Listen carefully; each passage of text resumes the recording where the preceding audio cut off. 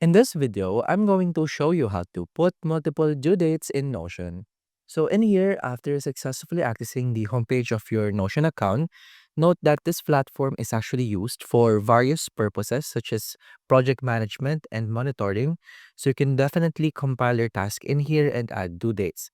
Now, to add multiple due dates, the first thing that you would like to do is to simply navigate on the workspace or the page where the task management is located. So let's say we're going to go in here. And as you can see, we have here various to do or tasks that needs to be done. And initially, the feature, you can only add one due date per column. However, to add multiple due dates, you can customize. Let's say that this project has multiple phases and each phases has its due date. So let's say for this first column of due date, we'll be naming this first phase due date.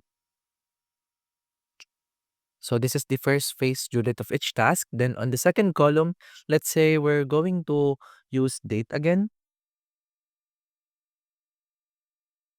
in here. Then let's name this, let's say, second phase due date. So after that,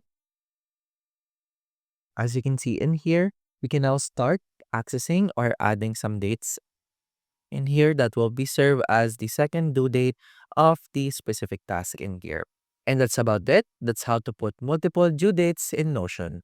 If you have any questions, please let me know down in the comments below and I'll do my best to help you out.